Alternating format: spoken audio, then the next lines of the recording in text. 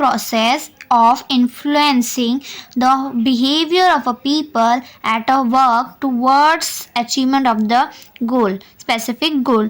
Leadership का मतलब वो होता है एक प्रोसेस है जो क्या इन्फ्लुएंस करता है, अट्रैक्ट करता है, हमारे तरफ खींचता है, वो किसको, ह्यूमन के बिहेवियर को, ठीक है, ह्यूमन के बिहेवियर को at the work towards achievement, जो भी काम वो कर रहे हैं, जो भी बिहेवियर जिस तरीके से कर रहे हैं वो अट्रैक्ट करता है लीडर्स को, ठीक है। लीडर मतलब एक प्रोसेस जो इन्फ्लुएंस करता है behaviour of a people at a work towards the achievement of a goal, ठीक है। तो इतना ही याद रखना, ठीक है। अब फिर क्या बोला है कि feature of a leadership, feature क्या क्या होते हैं, ठीक है। तो पहला क्या है, leadership indicates the ability of an individual to influence others, ठीक है। लीडरशिप क्या करता है, एक एबिलिटी है, इंडिकेट क्या दिखाता है कि उसकी एबिलिटी कि वो कितना अट्रैक्ट करता है, कितना इन्फ्लुएंस करता है दूसरे को, ठीक है। फिर leadership try to bring change in the behaviour, leadership क्या करता है, ट्राई करता है, कोशिश करता है चेंज करने के लिए बिहेवियर्स को, ठीक है। Leadership show interpersonal relation between leader and followers, और लीडरशिप क्या करता है, एक इंटरपर्सनल रिलेशनशिप दिखाता है, बताता है किसके बीच में, लीडर और फॉलोअर्स के, फॉलोअर मतलब एम्प्लॉयज़ के बीच में, जो भी उसको फॉलो करते हैं वो।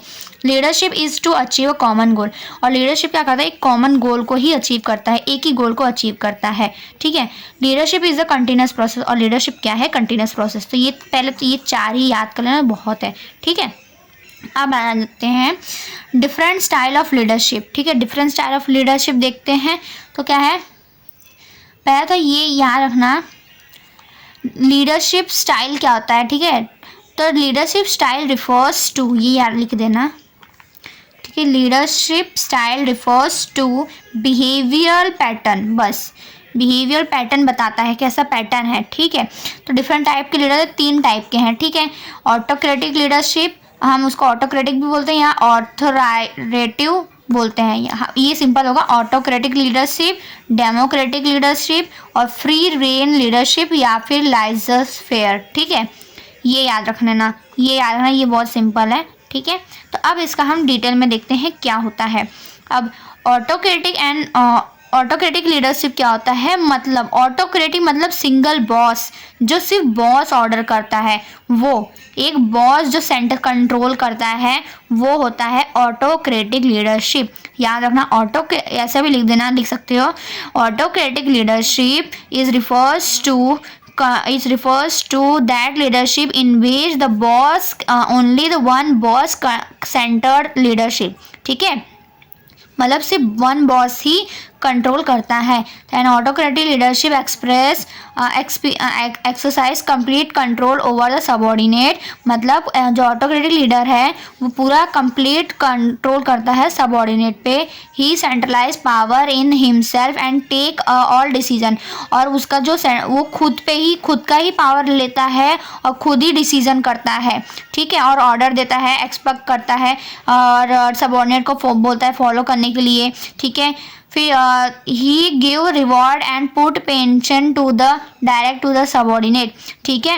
मतलब ये सब जो ऑटोक्रेटिक में इतना ही याद रखना कि वो जो बॉस है सिंगल बॉस ही खाली कंट्रोल करता है और कोई नहीं करता है, ठीक है।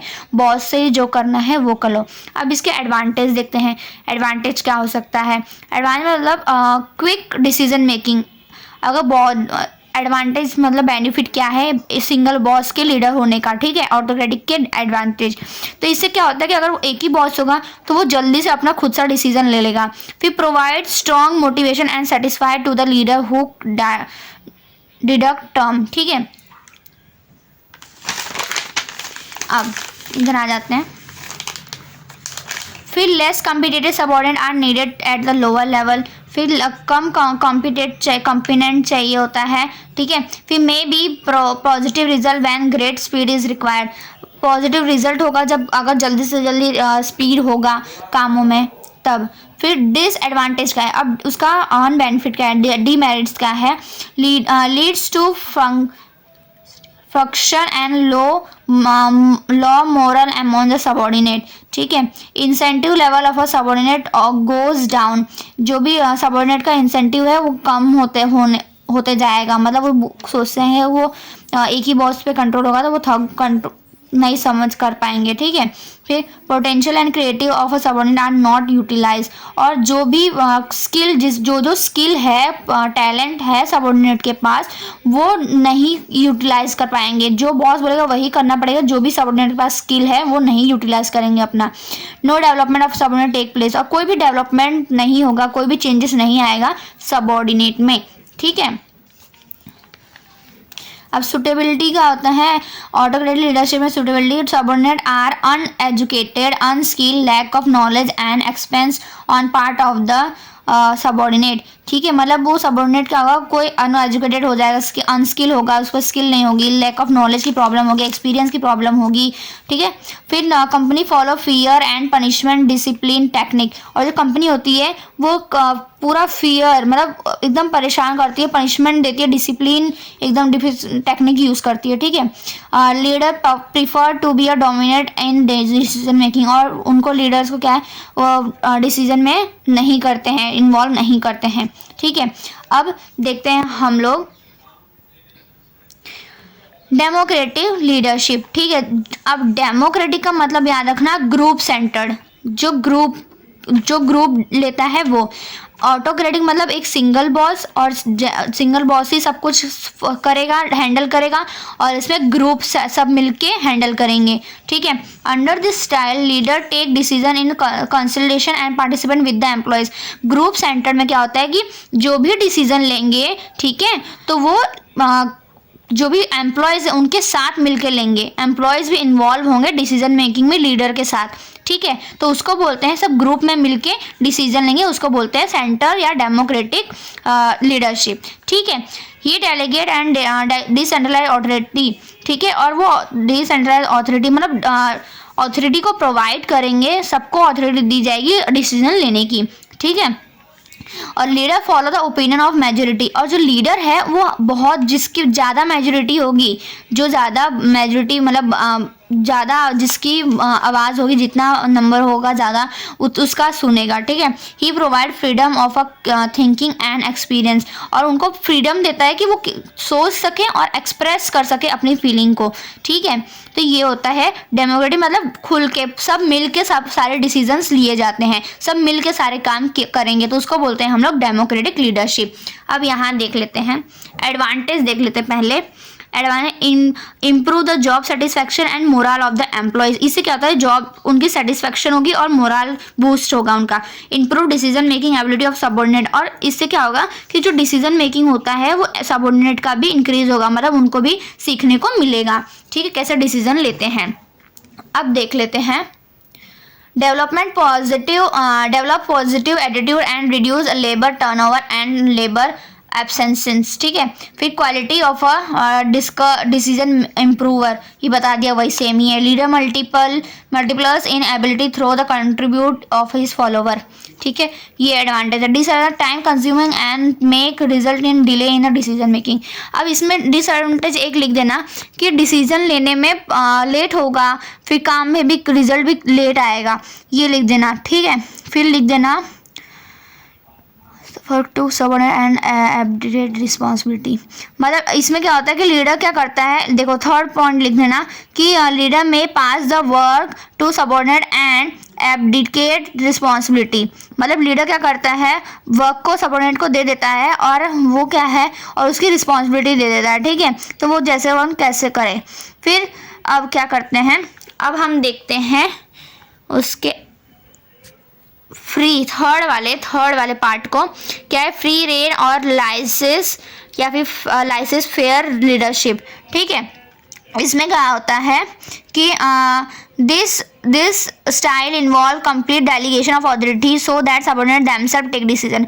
इसमें फ्री मतलब याद रखना कि सबको फ्रीडम होती है, सबको अथॉरिटी रिस्पॉन्सिबिलिटी दी जाती है, पूरी फ्रीडम होती है, सबऑर्डिनेट को पूरी राइट दी जाती है अपने खुद से डिसीजन लेने के लिए, ठीक है, ठीक है।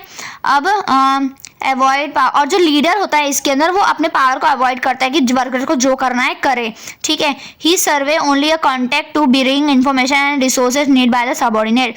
बस वो लीडर क्या करता है इसके अंदर कि जो भी ज़रूरतें हैं सबऑर्डिनेट को, एम्प्लॉयज़ को जो भी ज़रूरत है, जो अगर इन्फॉर्मेशन चाहिए या कोई सोर्सेज चाहिए, बस वही लीडर लाके दे देता है और वर्कर को जैसे काम करना है वो करेगा अपना। तो इसमें ये होता है, ठीक है। अब इसका एडवांटेज क्या है? Advantage positive effect on the job satisfaction and morale, subordinate के लिए बेनिफिट होता है, maximum scope for development of subordinate, और फिर full utilisation of potential and capacity of the employees. Disadvantage क्या होता है? Subordinate do not get the guidance and supported of the leader. मतलब इसमें क्या होता है, सबऑर्डिनेट गाइडेंस उनको नहीं मिलता है और उनको सपोर्ट भी नहीं मिलता है लीडर का, और ये इग्नोर करते हैं कंट्रीब्यूशन ऑफ लीडर्स को, और जो भी लीडर कंट्रीब्यूट करता है वो उसको इग्नोर करते हैं, ठीक है। तो ये थे 3 टाइप ऑफ स्टाइल मैंने बता दिए, 3 टाइप के लीडरशिप पूरे कंप्लीट कर दिए मैंने, ठीक है। सो अब देखेंगे हम लोग कम्युनिकेशन ऑफ अ लीडरशिप, ठीक है। कम्युनिकेशन क्या होता है? Communication can be defined as transmission or exchange of ideas, views, message, information or instruction between two or more person by different mean। मतलब कम्युनिकेशन का मतलब होता है कि एक्सचेंज करना अपने आइडियाज़ को, ट्रांसफ़र करना, ट्रांसमिशन करना अपने आइडियाज़ को, किसी को बताना, एक पर्सन से दूसरे पर्सन को अपने व्यू शेयर करना, मैसेज देना, मैसेज इन्फॉर्मेशन बताना, इंस्ट्रक्शन बताना, ठीक है। किसके बीच में, 2 या 2 उससे ज़्यादा पर्सन के बीच में डिस्कस करना, ठीक है। तो इसके भी main way of transmission 4 type के होते हैं कि किस तरीके से वो ट्रांसफ़र करते हैं, ठीक है। तो पहला क्या है? स्पोक्स वर्ड्स, डायग्राम, पिक्चर और ग्राफ, फिर रिटर्न वर्ड, फिर गेस्चर मैं बताऊंगी, ठीक क्या होता है, ठीक है।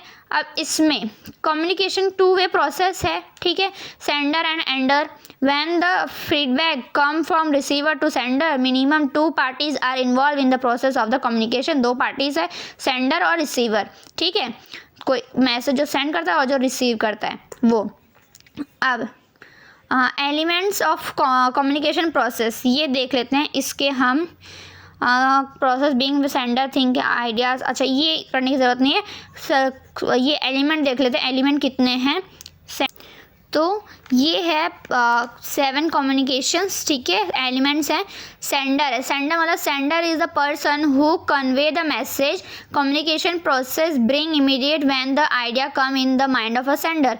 मतलब सेंडर मतलब होता है कि कन्वे करता है मैसेज को, ठीक है। मतलब जब उसके दिमाग में कोई मैसेज आएगा, कोई अगर आइडियाज़ आता है तो वो तुरंत अपने माइंड में लाता है और उसको कन्वे करता है मैसेज में, ठीक है। फिर वो सेंड करता है। मैसेज क्या होता है?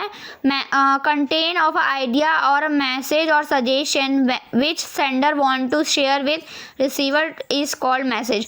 मैसेज का मतलब होता है कि एक कॉन्टेक्ट है, एक आइडिया है, मैसेज है जो सजेस्ट करता है, जो सेंडर के दिमाग में आता है और जो सेंडर मैसेज क्रिएट करता है वो शेयर करता है किसको? रिसीवर को। उसको बोलते हैं हम मैसेज, ठीक है। ई कोडिंग क्या होता है? एन कोडिंग क्या होता है? Receiver can not read the mind of the sender. Receiver क्या होता है? वो सेंडर का माइंड नहीं पढ़ सकता है। So receiver convert the idea into the language. जो रिसीवर होता है वो कन्वर्ट करता है लैंग्वेज में और अदर कम्युनिकेशन सिम्बॉल्स में, and such as a picture, gesture etcetera. This is known as a encoding, ठीक है। ये एन कोडिंग बोलते हैं या ई कोडिंग बोलते हैं, ठीक है। उसका मतलब होता है कि रिसीवर कन्वर्ट करता है मैसेज को लैंग्वेज में, तभी वो समझ पाता है उसको। जब हम ई कोडिंग करेंगे तो वो मैसेज कन्वर्ट होगा, ठीक है। तो ई कोडिंग मतलब जो मैसेज को कन्वर्ट करता है लैंग्वेज में, ठीक है। मीडिया, अब मीडिया क्या होता है? इट इज़ अ वे और mean through which encoding message has to be transmitted to the receiver. The common way of transmission are phone, letter, internet message etcetera.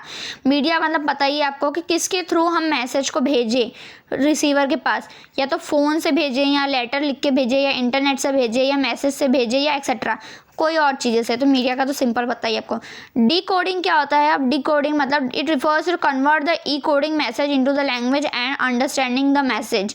D coding का मतलब होता है जो ई coding आता है उसको convert करता है मैसेज में या इनटू मैसेज को इनटू लैंग्वेज में, एंड जो कि समझ आए, ठीक है, समझ आए मैसेज, ठीक है। रिसीवर क्या होता है? Receiver is the person who receive the communication and understand the message. Receiver का मतलब क्या होता है कि जो जिसको एक पर्सन है जो रिसीव करता है कम्युनिकेशन मैसेज को और वो समझता है मैसेज को, ठीक है।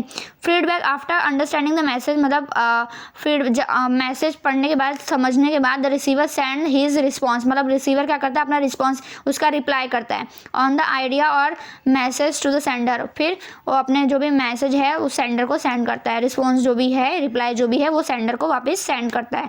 तो ये होता है कम्युनिकेशन का वे। मतलब पहले मैसेज आता है, क्रिएट होता है दिमाग में, ठीक है, तो वो क्या करता है, कन्वे करता है मैसेज को। फिर मैसेज क्या होता है कि रिसीवर को भेजना होता है, सेंडर से शेयर करना होता है, ठीक है। फिर ई कोडिंग मतलब कि जो रिसीवर को मैसेज समझ आए तो वो कन्वर्ट करता है लैंग्वेज के अंदर या कोई सिंबल के अंदर, ठीक है, या पिक्चर के फॉर्म में या फिर गेस्चर के फॉर्म में, ठीक है। अब मीडिया क्या होता है, ये कन्वर्ट करने के बाद मीडिया के थ्रू, अब वो सोचता है कि मीडिया के थ्रू, कौन सी मीडिया के थ्रू उसको मैसेज को भेजूँ। फिर डी कोडिंग क्या करता है, वो जो लैंग्वेज यूज़ करता है ई कोडिंग, उसको इस तरीके से बनाता है कि रिसीवर को समझ आए, डी कोडिंग का मतलब। और रिसीवर वो पर्सन है जो रिसीव करता है मैसेज को, और फीडबैक में मतलब मैसेज पढ़ने के बाद रिसीवर के वो रिस्पॉन्स, रिप्लाई भेजता है, ठीक है। तो ये फॉर्म्स एलिमेंट है कम्युनिकेशन मेथड्स के। अब हम देख लेते हैं फॉर्म्स ऑफ ऑर्गेनाइजेशनल कम्युनिकेशन। अब ऑर्गेनाइजेशनल्स के फॉर्म कितने हैं, तो फॉर्मल कम्युनिकेशन और इनफॉर्मल कम्युनिकेशन है, ठीक है।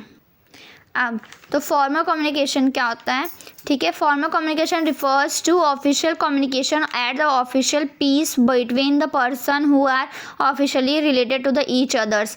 Formal communication refers to the official communication taking place in the organisation whenever the exchange of a view और मैसेज और informal related to the office matter such as assignment of the task, fix and responsibility, grading authority and getting up the target, setting up the target objective etc. in is known as a formal communication। मतलब जो formal communication क्या होता है, formal एक अच्छे सही तरीके से करना, ठीक है, सही तरीके से करना। पहले जो भी डिसीजन होगा, जो भी लेंगे, कम्युनिकेशन करेंगे ऑर्गेनाइजेशन का, जिस ऑर्गेनाइजेशन के मैटर में, वो इन मैसेज के फॉर्म में, वो फॉर्मल वे में होगा, ठीक है। Formal communication generally take place in written form. जो फॉर्मल कम्युनिकेशन है वो रिटर्न फॉर्म में लिया जाता है, लिख के किया जाता है, such as issue of notes को इशू करना, लेटर बनाना, मेमो बनाना, डॉक्यूमेंट बनाना एक्सेट्रा, ठीक है। और वर्बल और oral channel are avoided. Formal communication में जो वर्बल है, बोल के या ओरल जो चैनल्स होते हैं, चैनल्स होते हैं, उसको फॉर्मल कम्युनिकेशन में यूज़ नहीं किया जाता है, ठीक है। फीचर क्या है, feature of a formal communication, पहला तो याद रखना, गोल ओरिएंटेड होता है, सिस्टमेटिक वर्क होता है, सोशल सोर्स ऑफ इंफॉर्मेशन है, फिर इम्पर्सनल है और डिले इन इंफॉर्मेशन है, ठीक है। याद रखना, फॉर्मल कम्युनिकेशन फोकस क्या करता है, अपने गोल्स को फोकस करता है, ठीक है। अब उसके बाद वो क्या, फॉर्मल कम्युनिकेशन में क्या होता है कि सिस्टमेटिक वर्क होना चाहिए, ऑर्डरली फ्लो में होना चाहिए, step by step. Source of information के under source of communication, fix responsibility सबको दी जाएगी, जो सोर्स है वो उसी को दिया जाएगा। इन पर्सन में under formal communication information is a pass in impersonal manner में, ठीक है, सही तरीके से करना। डिले इन्फॉर्मेशन है, scalar chain is followed by passing the formal और जनरल इन्फॉर्मेशन। स्केलर चेन को करना पड़ता है। स्केलर चेन पता है ना क्या होता है, पहले टॉप लेवल पे डिसीजन लेंगे, फिर मिडिल लेवल पे आएगा, फिर बॉटम लेवल पे आएगा, ठीक है। तो ऐसा ये स्केलर चेन होता है। तो ये स्केलर चेन के हिसाब से पहले यहाँ, फिर यहाँ, फिर यहाँ, ऐसे होता है, ठीक है। तो ये था feature of a formal communication. Type of communication क्या होता है, हॉरिजॉन्टल और वर्चुअल, ठीक है, वर्टिकल है, वर्टिकल और हॉरिजॉन्टल। और वर्टिकल में भी दो होते हैं, अपवर्ड एंड डाउनवर्ड, ठीक है, अपवर्ड और डाउनवर्ड होते हैं। डाउनवर्ड मतलब क्या होता है, ऊपर से नीचे, और अपवर्ड मतलब क्या होता है, नीचे से ऊपर, इतना पता है ना। तो ये उसमें वही है, वही फॉलो करना है। हॉरिजॉन्टल में क्या करना है, horizontal communication is the communication between two or more person working at the same level of authority. और हॉरिजॉन्टल में क्या होता है, जिस डिपार्टमेंट में आप हो उसी डिपार्टमेंट के हिसाब से जो कम्युनिकेशन होता है वो होता है, ठीक है। और ये जो वर्टिकल कम्युनिकेशन है वो अपर से लेके नीचे तक होता रहता है, ठीक है। अब थर्ड क्या है, diagonal communication. Diagonal communication is a flow of information between person working in the different department and hold different level of authority.